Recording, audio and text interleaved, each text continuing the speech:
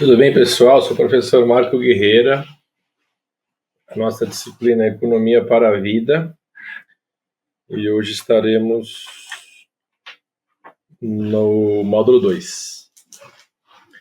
Vamos dar continuidade, né? Começamos falando sobre a economia, estuda o comportamento dos recursos escassos, né?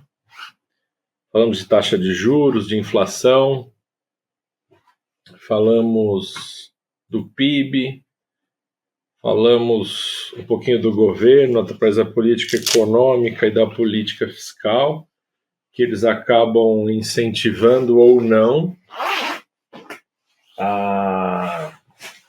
o consumo, né?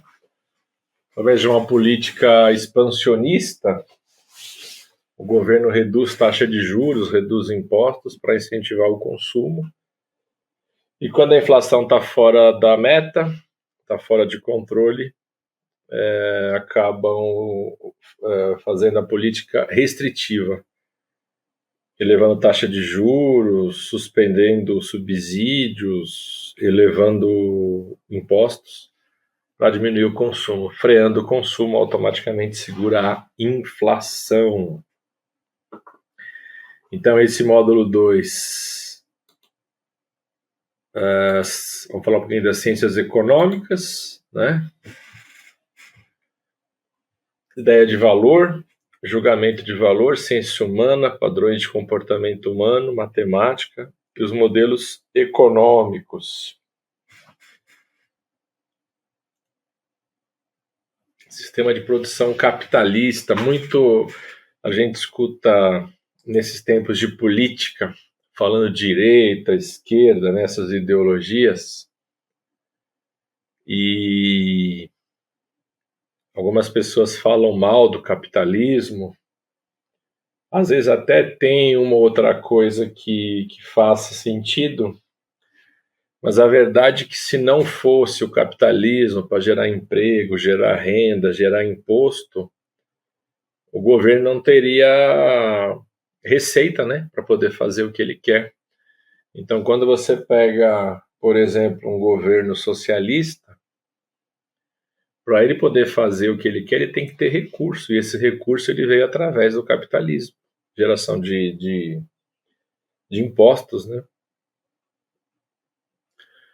Sistema de produção capitalista, propriedade privada, livre iniciativa, escolhas, concorrência à mão invisível, produção para trocas, divisão do trabalho. O que acontece? O que é uma propriedade privada? Um ou mais empresários se juntam para iniciar um negócio, seja ele qual for, né? Juntam as forças, né? Tanto a mão de obra quanto o recurso. Então, se for, por exemplo, uma contabilidade, um contador, né? Dois contadores se juntaram, alugaram aí um espaço, mobiliaram, começaram a fazer propaganda e começaram a atender os seus clientes, né? Olha, duas pessoas se juntaram e abriram uma confeitaria, então a mão de obra deles, compraram equipamento, compram matéria-prima, transformam a matéria-prima em produto, colocam lá a margem de contribuição, os impostos, para poder vender, né? Então, basicamente, você pega o seu preço de custo, dependendo aí de qual que é o produto ou serviço, né? Mas eu não tenho custo, eu sou um contador, o meu serviço ele é intelectual, né? Um advogado, por exemplo, mas ele tem custo, sim, o custo de uma visita, custo de uma hora técnica, né? Olha, para eu atender um cliente de 2 horas, por exemplo, eu cobro R$ 400 a visita, né? O que tem esses R$ 400? É a mão de obra técnica, né? A hora de trabalho, é o deslocamento, o combustível, né? A gasolina do carro, ou se for de aplicativo, o tempo que você desperdiça, né? Lembrando que quando você está atendendo um cliente naquela hora, naquele dia, você deixa de atender outro no mesmo local, se for o mesmo profissional, né? Então tem que levar em conta os custos, margem de contribuição, que seria a margem de lucro, impostos E aí vai depender do ramo, se tem frete, se tem embalagem, enfim, tudo tem que estar embutido lá. E lembrando que uma empresa privada, né? Nós já vimos algumas discussões por aí que a função da empresa é gerar emprego. Vou falar, não, a função da empresa é gerar emprego. Uma das funções pode ser gerar emprego, por que não, né? Agora, a função principal de uma empresa é dar lucro. Para que existe uma empresa? Existe uma empresa para gerar lucro. Gerar emprego é uma consequência. Porque se você pegar uma empresa que não gera lucro, ela vai quebrar. Né? Mas eu estou gerando 100 empregos, estou ajudando, se não der lucro, uma hora ela vai quebrar. Então a empresa serve para gerar lucro. Concorrência mão invisível. Dependendo do ramo que você está no mercado, você vai ter ou muita concorrência ou pouca concorrência, mas vai ter concorrência. Sempre vai ter alguém vendendo o mesmo produto que você, em algum lugar, né? Nós temos uma empresa de dedetização aqui em São Paulo e todos os dias a gente se depara com muitos concorrentes. E a gente começou a dar uma mapeada no mercado. Então, desse ramo que eu trabalho, tem 1.200 empresas em São Paulo. 1.200 empresas no estado de São Paulo. Dessas 1.200 empresas, 400 são licenciadas, que tem a documentação toda para trabalhar, né? A licença sanitária e a licença de classe, né? Então, ou químico ou biólogo. Então, quando a gente fala de ciências econômicas, a gente estudar o mercado, nós falamos no vídeo da primeira aula dos problemas econômicos, que o Sebrae, inclusive, levanta lá o estudo dos 3 problemas da economia, que é o que produzir, como produzir e para quem produzir. E 60% das empresas quebram até o segundo ano, né?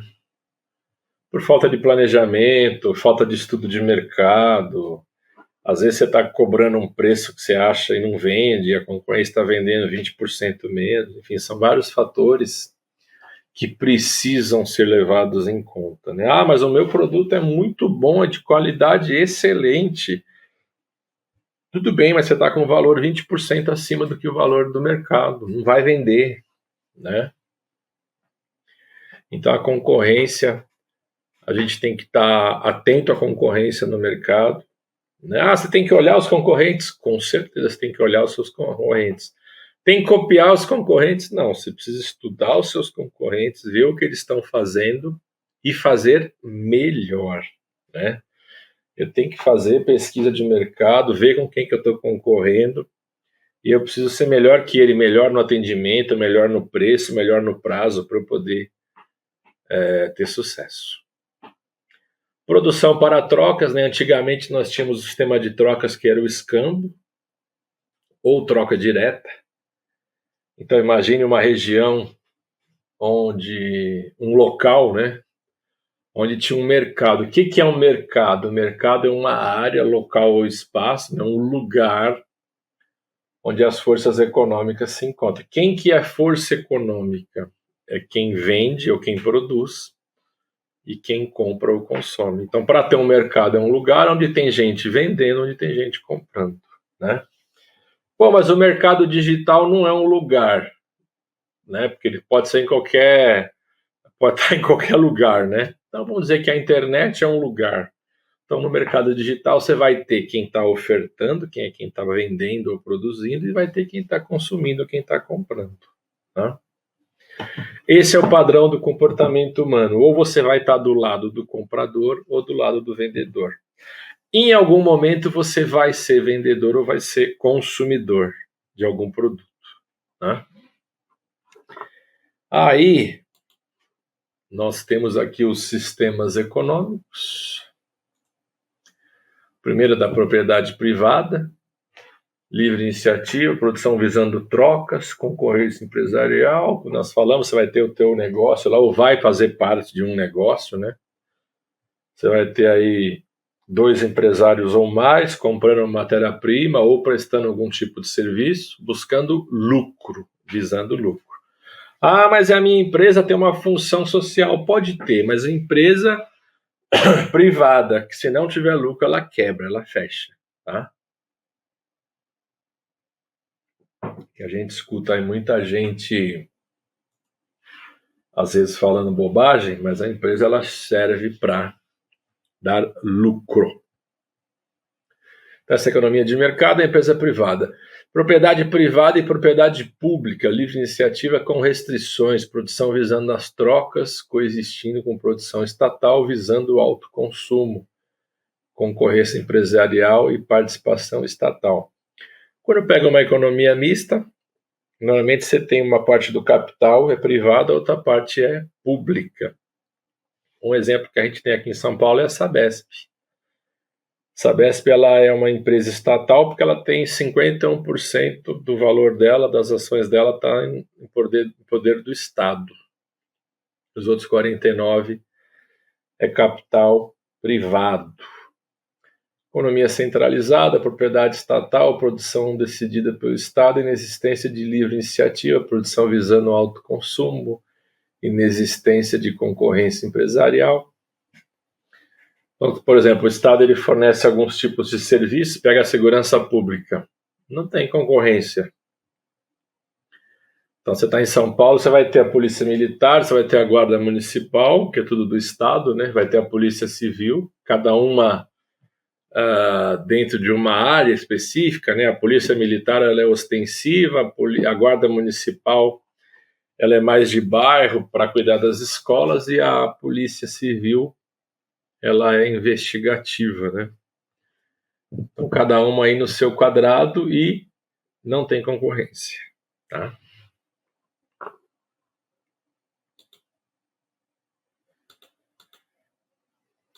Vantagens absolutas e vantagens comparativas.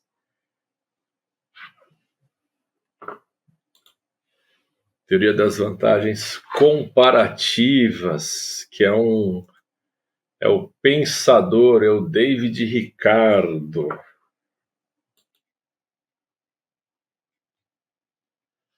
Aí a teoria do David Ricardo, o trabalho clássico do autor, publicado em 1817, intitulado de Os Princípios da Política Econômica e da Taxação, lançou dúvidas sobre as certezas então existentes a respeito da capacidade de competição internacional. O que ele diz, né? Ele tem uma teoria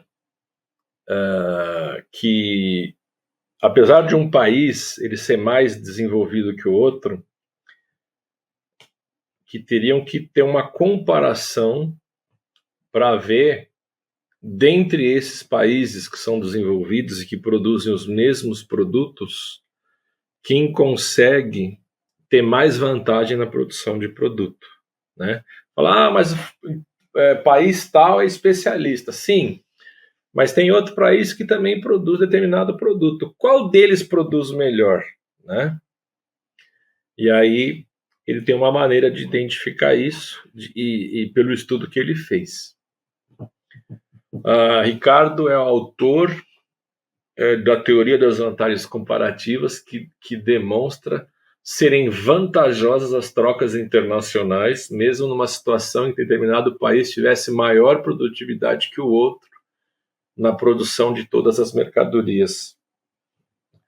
Tem uma coisa que chama protecionismo, que acontece dentro da nossa economia, que é quando nós temos um determinado produto no nosso país e o governo meio que força a gente a consumir esse produto.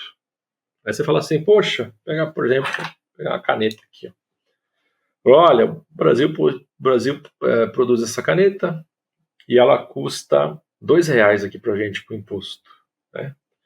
Poxa, mas eu tenho uma caneta idêntica, no caso aqui só que ela é de outra cor, e essa caneta idêntica ela sai por 70 centavos, né? Em outro país, ela é importada.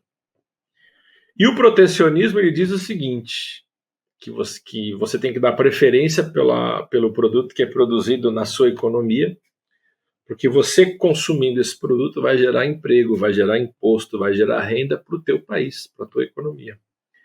E que quando você importa esse produto de outro país, você está aquecendo a economia dele lá, gerando emprego lá, gerando renda lá, gerando imposto lá.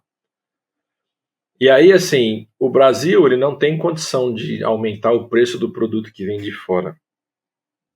Mas ele tem condições de taxar esse produto quando ele atravessa a fronteira para cá, né? Então ele pode mexer no imposto, na tarifa, na taxa, ele pode impor, por exemplo, um limite de quantidade. Pô, essa caneta aqui pode importar ela a quantidade de 100 mil canetas, por exemplo. Hoje é dia 10. Pô, dia 10 já importou 100 mil, não dá para importar mais. Só o mês que vem agora. Para amanhã agora. Agora você tem que comprar aqui da nossa economia, né? Então,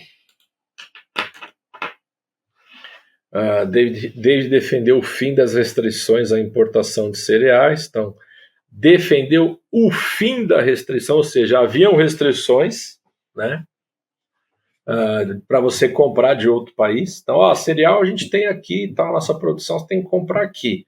Não, mas pô, tem país que produz o mesmo cereal e é mais barato. Para a gente é mais vantajoso. Se a gente se coloca no lugar de consumidor, a gente quer a melhor opção. O que é a melhor opção? É o menor preço, o melhor prazo de pagamento e o melhor prazo de entrega, né? Então a gente quer pagar menos, se possível, parcelar sem juros ou estender o pagamento e receber o quanto antes, né? Essas são as coisas que a gente busca. Uma empresa, o que a empresa faz? A empresa, quando vai comprar um produto, ela faz, sei lá, 3 a 5 orçamentos. O que ele quer? Ele quer a melhor condição. O que é a melhor condição? Menor preço, melhor prazo, né? E melhor prazo para pagar, maior prazo de entrega. Então, normalmente é assim que funciona. E aí o David Ricardo ele falava, olha, a gente tem que acabar com essas restrições. O pessoal pode comprar de onde quiser. E quando tem uma vantagem comparativa, por exemplo, tem um país que produz o mesmo produto que a gente, gastando menos recurso que a gente, menos tempo que a gente, fazendo mais barato, a gente tem a opção de poder comprar. Então é isso que ele defendia. Defendia o fim das restrições à importação de cereal. Lembrando que sempre que tem uma restrição, ela pode ser relacionada à quantidade ou a valores. Então pode ser valor de frete, pode ser valor de imposto, pode ser taxação, pode ser tarifa. São várias coisas que podem acontecer para atrapalhar, né? Você quer comprar o cereal? Vai comprar, só que você vai pagar imposto, vai ter uma série de situações aí que no fim acaba não valendo a pena. Um tempo atrás eu estava falando com um amigo e esse amigo é muito fã do Liverpool e ele queria uma camisa do Liverpool. E aí a esposa comprou uma camisa do Liverpool acho que foi no site, né, desse time inglês, e pagou em reais, ela pagou quase R$ 500, se não me engano, né? Dava para comprar aqui? Dava para comprar em alguma loja aqui, mas ela comprou do site do Liverpool mesmo, da Inglaterra lá, e mandaram para cá. Quando chegou a camisa aqui, ela chegou no correio e veio um aviso do correio que teria taxação, né? Aí ela chegou e falou, amor, tal, seu presente chegou, tá no correio. Falou, não, me dá a cadeia. Falou, não, vai lá buscar. Aí ele foi buscar o presente dele no correio, teve que pagar, não vou lembrar em valores exatos, mas teve que pagar mais quase R$ 300. Ou seja, o presente ficou quase R$ 800. por causa de imposto, de taxa, de tarifa. Podia ter comprado aqui na Centauro ou em algum outro lugar, né? Aí, ele faz aqui uma comparação onde ele pega um exemplo de 2 países, tá? Então, em um mundo pequeno, há 2 países, X e Y, os 2 são países produtores de alimentos e tecidos. A produtividade dos países é disposta na tabela a seguir. Então, ele está pegando um exemplo, que ele está pegando 2 países X e Y, e esses países eles são produtores de alimentos e tecidos, né? E aí, ele coloca lá, ó, alimentos, país X, 3 horas, país Y, 4 horas, tecido por metro quadrado, 2 horas o país X e 5 horas o país Y. Qual país detém vantagem absoluta na produção de alimentos e tecidos? Então, ele quer fazer uma comparação. Aí ele pega e ele estabelece um preço. O preço do quilo dos alimentos é igual ao preço do metro quadrado de tecidos, ou seja, tanto o preço do alimento quanto do tecido é de $30. $30 o quilo, $30 o metro quadrado. A jornada mensal de trabalho seja igual nos 2 países, 180 horas por mês. Que a força de trabalho também seja igual nos 2 países, 90 mil trabalhadores. Não há estoque, tudo que é produzido é vendido. O lucro é igual a zero e não há custo de matéria-prima. Nós falamos no outro vídeo sobre estoque, sobre empresas que não têm estoque, do cliente bater na empresa, não ter o produto e o cliente não fica sem o produto. Dei o exemplo, quem assistiu outro vídeo falou, fui na farmácia comprar umas coisas para minha filha caçula, não tinha. Eu sempre vou nessa farmácia, sou cliente lá há bastante tempo. Não tinha, eu fui em outra farmácia. Quando eu cheguei na outra farmácia, eu fui bem atendido na outra farmácia, tinha mais variedade do que da que eu estava acostumado. O preço era melhor e a forma de pagamento era melhor. Então, o fato dele não ter estoque me permitiu buscar uma outra opção e a outra opção acabou eliminando a primeira, ou seja, agora eu já estou na empresa nova. Então, estoque, se a gente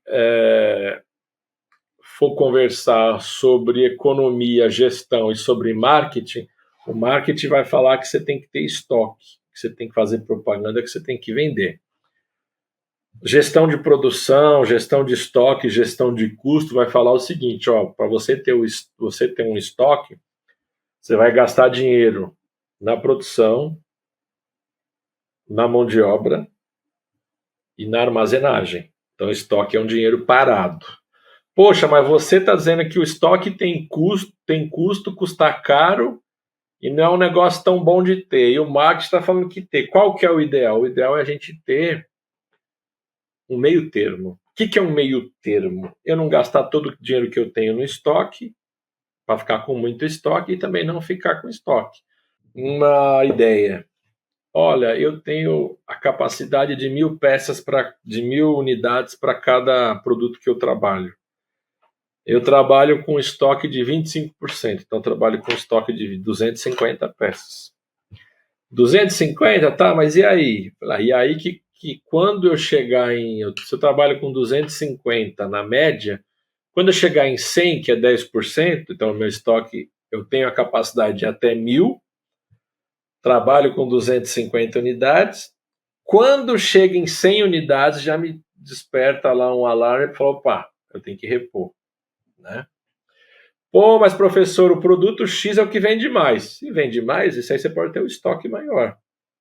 Agora, qual que é o entendimento? Não pode ficar sem estoque. Que o cliente bateu, não tem, ele vai comprar em outra empresa.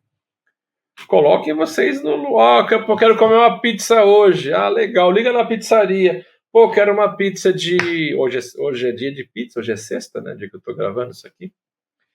Quero uma pizza de lombo, vamos ficar com vontade agora, de lombo com catupiry, lombo canadense com catupiry. Puxa, hoje não tem lombo canadense, pode ser calabresa? Não, não pode. Tchau. Ah, não tem? Não tem. Tchau, obrigado. Ligue em outra pizzaria. Você não vai ficar sem. Não pode. Então, nós estamos falando ali que não há estoque, tudo que é produzido é vendido. Então, nesse exemplo dos países, não tem estoque. E é perigoso ficar sem estoque, hein? Enfim, os dois países produzem somente alimentos e tecidos, ou tecidos.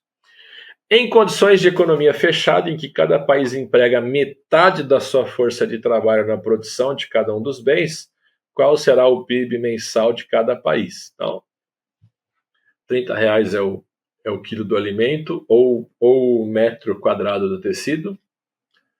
A jornada de trabalho é 180 horas por mês.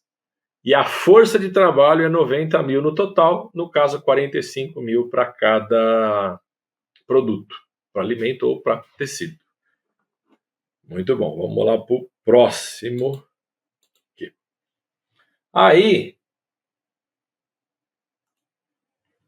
vamos lá de novo, né? $30 o preço da mercadoria, seja tecido ou alimento, 180 horas mês jornada de trabalho, 90 mil trabalhadores, 90 mil é a força de trabalho.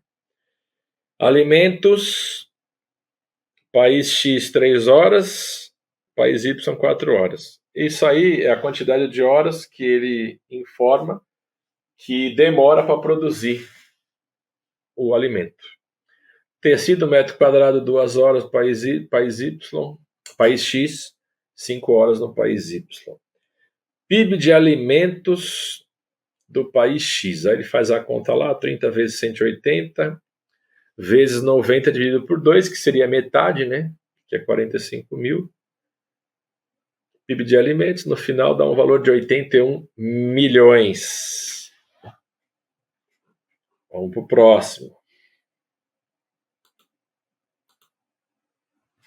Aí, país X alimentos, 30 vezes 180, $30 vezes 180 horas, vezes 45, que é a força de trabalho, dá 81 milhões. País X produz 1 quilo de alimentos em 3 horas. Então, 1 quilo de alimentos a cada 3 horas. País X tecidos, mais uma vez ele faz a conta, $30 vezes 180 horas, vezes 45 mil. Por que 45 mil? Porque 90 mil divide por 2. Por que 2? Porque metade da força de trabalho trabalha com tecido, a outra metade com alimento. Dá 121 milhões e 500 mil. País X produz 1 metro quadrado de tecido em 2 horas. País X total 81 mais 121.500, total 202 milhões e 500 mil. Vamos para o próximo. Agora ele pega ali e faz uma comparação em relação aos valores. Em valores dessa produção desses produtos. Então, o país X, 202.500 milhões e o país Y, 109 milhões 350. Ele faz uma comparação em termos de tempo que se gasta e quantidade de recursos, né? Que teoricamente é assim, 2 países produzem o mesmo alimento. Qual que é melhor? Como assim qual que é melhor? Qual que produz a mesma quantidade em menos tempo, gastando menos recurso e gastando menos dinheiro? Então, por que ele fala que são vantagens comparativas e ele defende o fim da restrição?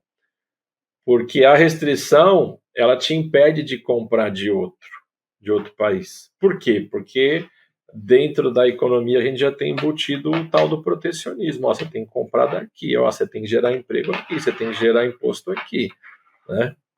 A não ser que é um produto que o Brasil não tem e é obrigado a comprar fora. Aí, em vez dele restringir, ele vai facilitar, ele vai subsidiar, enfim, vai dar algum tipo de auxílio ou facilidade para ter esse produto aqui, tá?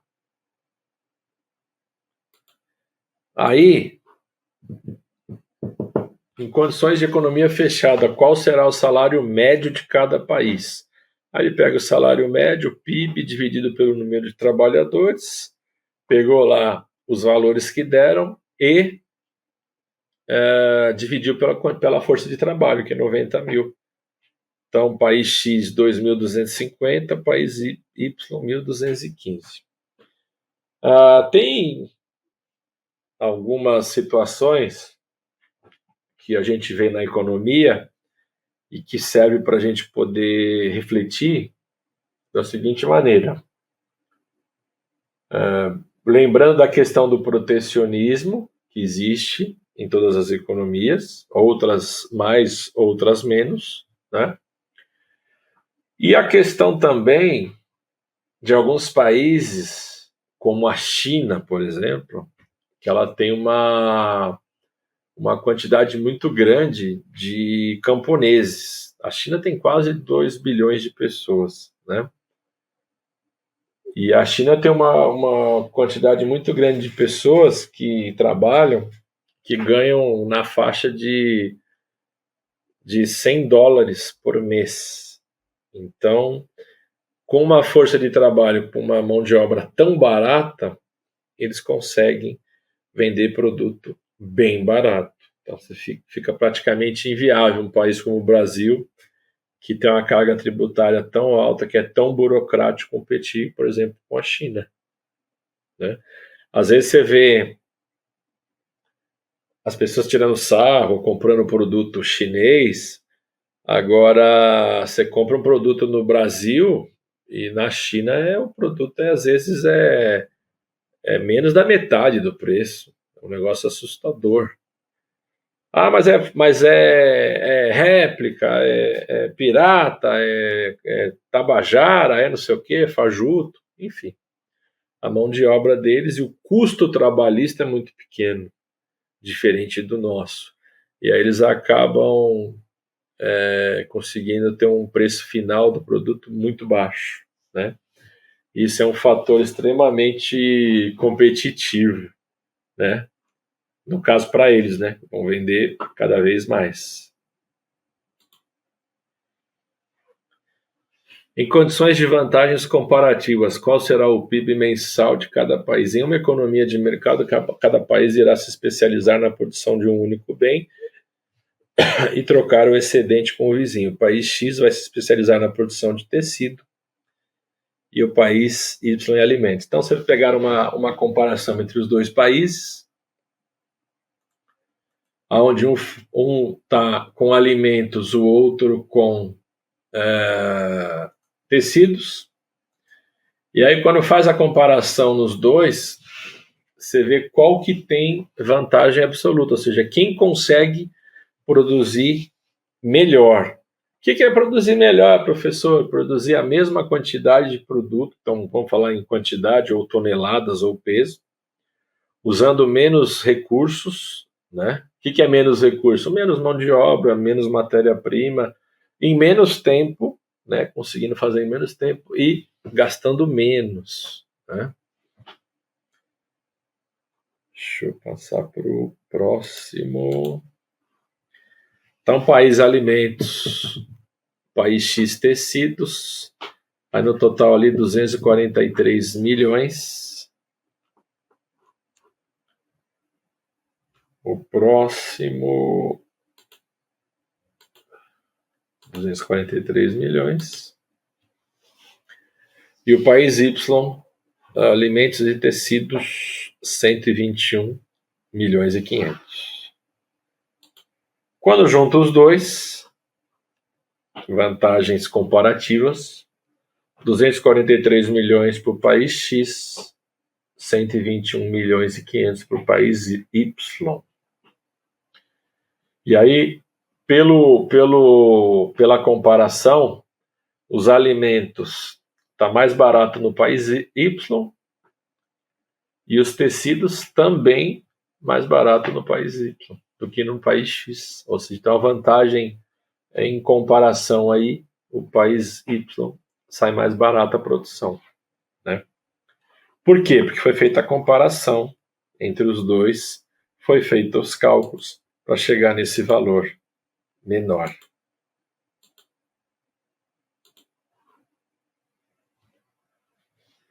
no final das contas ali 243 milhões do país X e 121 milhões e 500 do país Y.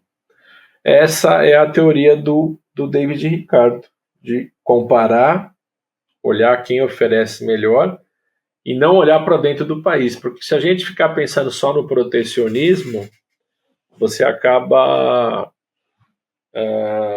escolhendo só o que o país produz. E a gente sabe que cada produto, cada país, ele vai ter uma forma de produzir. Cada país ele tem solo, tem clima, tem capacidade produtiva, tem ideologia, tem um viés econômico, um viés tecnológico, né? Então, você pegar no planeta, tem países mais capitalistas, tem países mais socialistas, tem países que o foco é em armamento, tem países que o foco é em pesquisa e desenvolvimento de medicamentos, de equipamentos. Então, você vai ter cada um com um viés, né? Cada um com os seus objetivos. Qual foi o ganho percentual de cada país ao passar de economia fechada para economia aberta, com especialização produtiva segundo os princípios da teoria das vantagens comparativas? Quando ele fala passar de economia fechada para aberta, quando eu falo economia fechada é quando tem restrições, né? Quando você fala aberta, aí você não tem restrição, que no caso é o que o David Ricardo ele defendia, né? Falar, vamos quebrar, vamos cortar essas restrições e vamos fazer uma análise e uma comparação. Quem tiver a vantagem melhor é onde deve ser explorado. Pegar o exemplo do Brasil. O Brasil é muito forte na agricultura e na agropecuária. Pô, mas como é que o Brasil, com tudo que tem de errado aqui, consegue ser forte? Por causa do solo, do clima e da capacidade produtiva, né? Um clima tropical, né? Então ele é propício para plantar, para cultivar, para a criação de animais também, coisa que outros países não têm. Tem países que 4, 5 meses do ano é neve, é frio, não tem como produzir, entendeu? Porém, eles podem ser melhores em outras coisas, por exemplo, em armamento, em tecnologia, né? Cada um no seu quadrado. Em condições de vantagens comparativas, qual será o salário médio de cada país? Vantagens comparativas, então, economia fechada 2.250, país X, país Y 1.215. Vantagens comparativas, 2.700 no país X, 1.350 no país Y. Diferença absoluta, $450 no país X e 135 no país Y.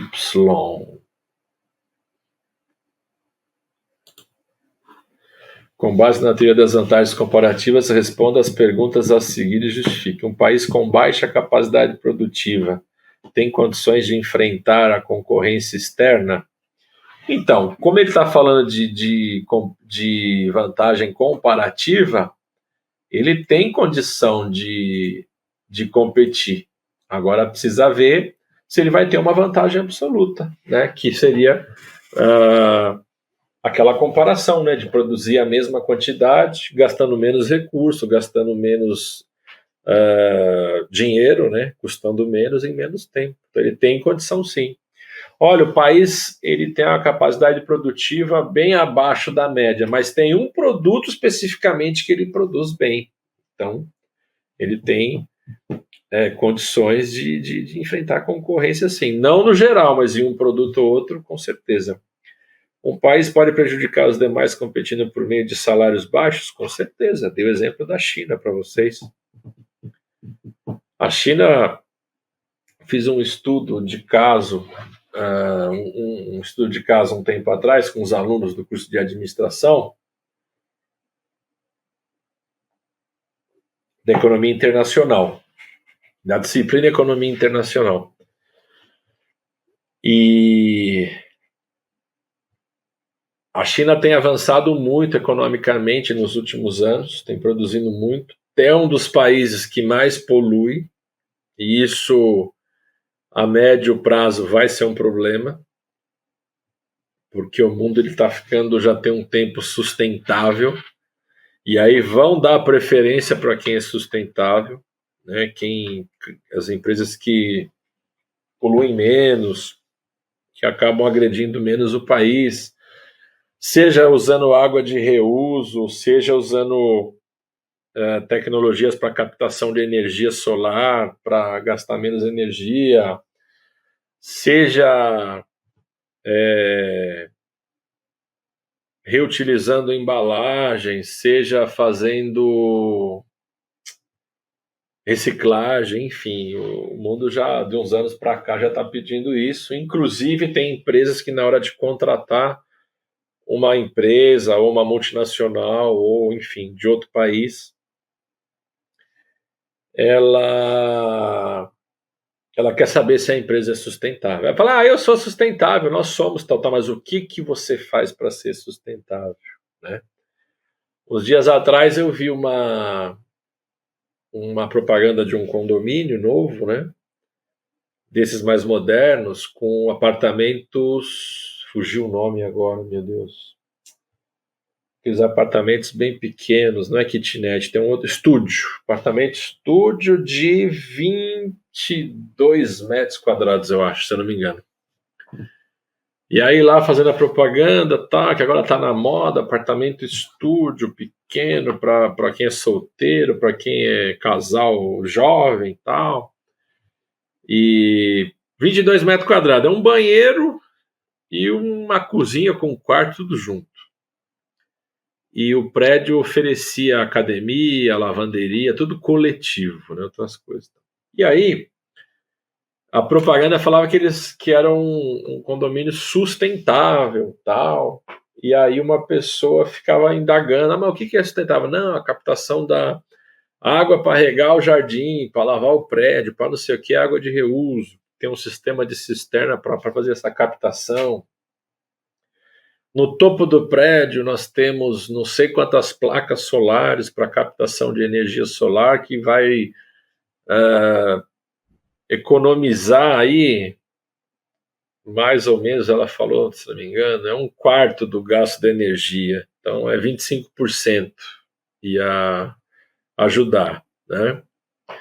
Sistema de reciclagem de lixo, enfim, as coisas que estão aí, não vou dizer que estão na moda agora, mas acho que de uns 10, 15 anos para trás já está pedindo, né?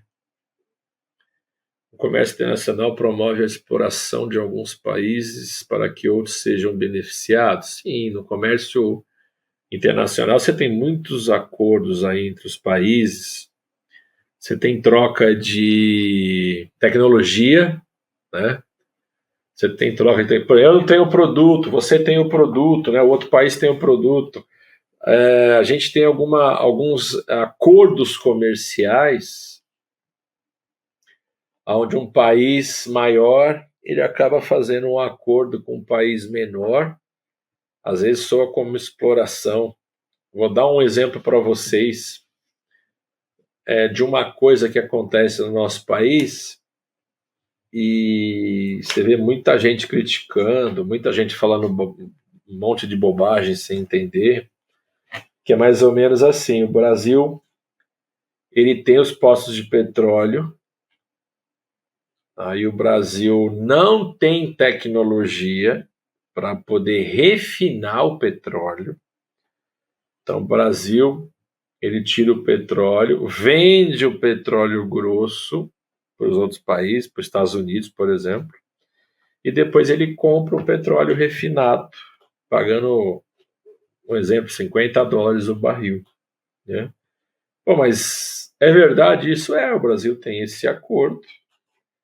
Poxa, mas aparentemente, por que o Brasil não faz não adquire a tecnologia para fazer esse processo para refinar o petróleo aqui, né? Porque tem um acordo costurado de vender o petróleo grosso, comprar o petróleo fino, e dentro desse acordo tem outros produtos embutidos, de vender soja, de vender café, de vender laranja, de vender outras coisas. Então, assim, existe a exploração, sim, para alguns países serem beneficiados, E existem outros que têm alguns acordos comerciais, que tem a exploração de um lado e tem uma contrapartida em outro. Tá, eu vou pagar em dólar o teu petróleo que você refinou, que era meu, mas aqui você vai comprar alguns produtos, né? Então tem esse acordo, né? Isso acontece. Pesquisas atuais sobre o tema, contudo, não apresentam resultados satisfatórios. Uma das possíveis razões é que os países têm se lançado na busca inequívoca pela diversificação em detrimento das especializações. Uma das possíveis razões é que países têm se lançado na busca pela diversificação em detrimento das especializações. O que acontece? Se você pegar dois profissionais, um generalista, esse rapaz aqui ele faz de tudo um pouco. Esse aqui é um especialista. Isso faz muito bem uma coisa. Dependendo da situação que essas duas pessoas estarão, esses dois profissionais, você vai ter a história do pato. O que é o pato? O pato ele nada, ele anda e ele tenta voar. O que ele faz melhor? Nada. Ele não faz nada de bom, né? É o que acontece com o profissional generalista, dependendo de onde ele está inserido. E eu posso pegar esse exemplo do profissional e levar para o país, né? Esse aqui ele faz, é muito diversificado, ele faz de tudo um pouco, tá? Mas o que ele faz bem? O que ele é especialista? Em nada, né? Então você vai ter a situação que um especialista vai fazer toda a diferença e vai ter a questão a diversificação é aquele quebra-galho, ele faz de tudo um pouquinho, tal, mas no final não faz nada 100%.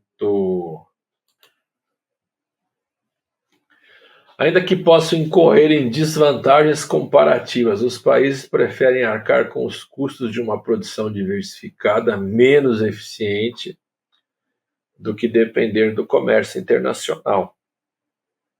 Ainda que possam incorrer em desvantagens comparativas, os países preferem arcar com os custos de uma produção diversificada. Então, assim, eu não sou especialista, vou pegar um exemplo de um país. Não somos especialistas, não temos uma tecnologia para fazer bem feito um produto específico.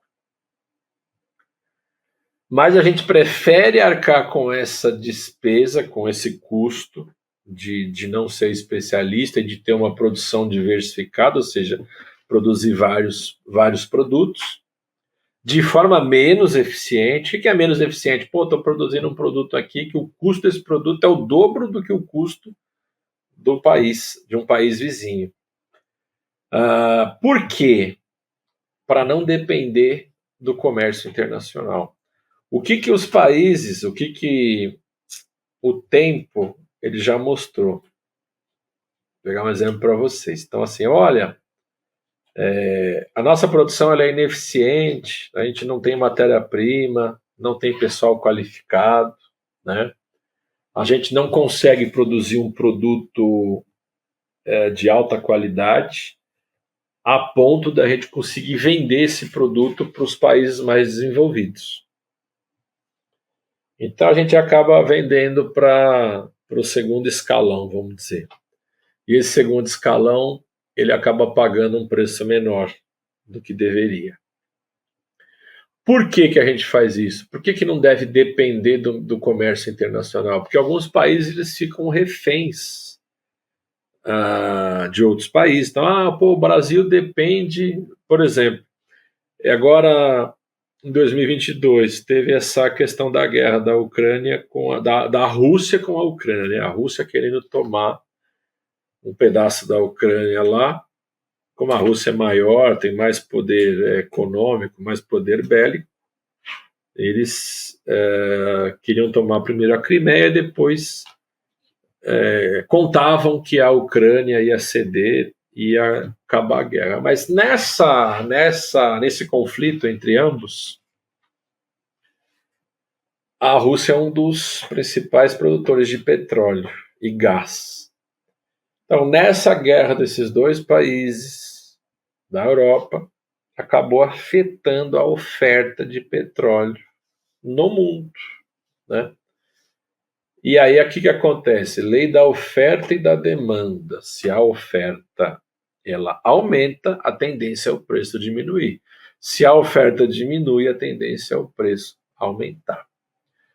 Então, imagina que a gente fica refém da Rússia para combustível, para petróleo e para gás. E de uma hora para outra, a Rússia ela entra em guerra com a Ucrânia, de repente a Europa começa a querer participar dessa guerra, no caso, protegendo a Ucrânia, né? A OTAN estava oferecendo ajuda para a Ucrânia. De repente vira ali uma guerra, começa a faltar produto e a gente depende exclusivamente da Rússia. A gente fica refém deles, né? Então, assim, menos eficiente do que depender do comércio internacional. Você tem duas opções: ser menos eficiente na produção do produto X, ou depender do comércio internacional. Então, depender do comércio internacional é um risco muito grande de faltar produto. Olha, agora, de uma hora para outra, lá, você pega esses países que normalmente o presidente, enfim, quem está na linha de frente acaba tomando algumas medidas onde ele não pensa na consequência, né? Vocês vão continuar comprando da gente, só que é o seguinte, o preço aumentou 30%. Então, é muito arriscado depender do comércio internacional. Tá? Porque pode acontecer um tsunami, pode acontecer uma guerra, pode acontecer uma pandemia, um monte de coisa que pode acontecer que você já está refém na dependência do outro país. Então, é um risco muito grande. Não se deve correr. Quando você faz um planejamento para alguma coisa, o que é um planejamento? É um plano. E aí, dentro desse plano, você acaba prevendo algumas situações. Né? Então, beleza, vou fazer um acordo com a Rússia, vou comprar só petróleo deles. Beleza. Vamos fazer um acordo aí de exclusividade, só compra deles, o preço é menor, legal. E se acontecer alguma coisa com a Rússia e não tiver mais, o que a gente faz? A gente tem que pensar numa segunda opção. Qual é a segunda opção? A segunda opção é que teria um outro país para a gente comprar, para não ficar sem, ou a gente diversificar a nossa produção e ter uma maneira de, pelo menos, uma quantidade a gente ter por aqui. Então, tem que criar meios dentro de um planejamento para não depender exclusivamente de um país só, de uma empresa só. Você já estava falando com um amigo que ele trabalha numa agência de publicidade e essa agência de publicidade que ele trabalha, eles atendiam 30 clientes, 30 contas, né, que eles chamam, né? Cada cliente eles chamam de conta lá em publicidade, na área de publicidade. Só que uma conta deles era um banco e representava 75% do rendimento da empresa, que era o Santander. Então a empresa deles fazia toda a publicidade do Santander, coisa de milhões, né? E estava tudo indo muito bem. Resumindo, de uma hora para outra, o Santander cortou, cancelou o contrato, cortou a verba, enfim, cortou, cancelou. A empresa deles quebrou. Todo mundo perdeu o emprego. Então imagina você ficar refém, ou um país ficar refém do outro, não diversificar a produção, você pode quebrar junto. É muito complicado. Tal fato não invalida a teoria de Ricardo, mas coloca em xeque a disposição que os países teriam de se adequar aos preceitos de um mercado internacional que preze pela concorrência leal. Essa questão da concorrência leal, concorrência sempre vai existir, tá? A diferença sempre vai ter.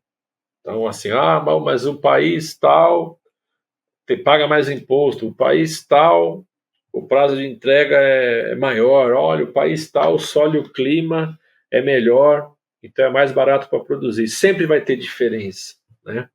O problema é que o mercado nem sempre ele vai ser leal, né? Dentro do mercado tem muita concorrência desleal, muita falcatrua, muita gente que só nega imposto, tem muita coisa errada, né? Mas, para a gente finalizar, pensando aí na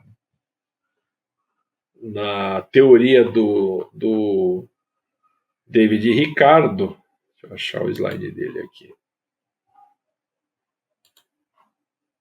Ele defende o fim das restrições no geral, né? Então, todo mundo tem o direito de produzir, todo mundo tem o direito de escolher onde quer comprar, né? Ah, eu compro, pô, tem vinho aqui no Brasil, tem São Roque aqui, tem a produção de vinho. Olha, no Rio Grande do Sul, em Gramado, também tem um vinho excelente, tá? Mas eu gosto de vinho chileno. Pô, mas você tem que dar preferência pro nosso país. Sim, mas eu concordo com o David Ricardo, tem que ter fim da restrição, a gente tem que buscar uma vantagem absoluta, uma vantagem comparativa. Comparei o vinho de São Roque, do Rio Grande do Sul, e o chileno. Eu acho que o chileno é melhor. Eu acho que o francês é melhor, entendeu? Pô, mas para você comprar o francês, você vai ter que pagar imposto, pagar taxa. Aí que entra a questão do David Ricardo, do fim da restrição. Corta essa restrição e vamos comparar. Ah, mas o vinho é melhor? É melhor o outro vinho. Então, deixa comprar outro vinho. Tudo bem, pessoal? Esse foi o nosso segundo encontro, né? Nós falamos sobre vantagens absolutas e vantagens comparativas. Falamos das ciências econômicas, da propriedade privada. Então, a gente tem que ver, tem que pesquisar, comparar, fazer uma comparação entre as produções e ver quem produz melhor. O que é produzir melhor, professor? Quem produz mais, em menos tempo, gastando menos recurso, em menos preço, gastando menos dinheiro. E lembrando que o protecionismo ele favorece a indústria local, né? Ele protege, ele força você a comprar local, né? Do país local, protegendo a economia para gerar emprego, renda e imposto aqui, não comprar fora. O David Ricardo ele diz o inverso. Vamos comparar e vamos eliminar essa restrição. Se um país tem uma vantagem absoluta melhor que a gente deve comprar dele porque ele é a melhor opção. E a mesma coisa serve para o outro país. Se o outro país protege o mesmo produto que a gente, mas a gente produz melhor, a gente tem uma vantagem absoluta, a gente deve comprar o produto dele e ele deve comprar da gente. Essa é a regra. Um abraço para vocês e a gente se encontra no próximo vídeo.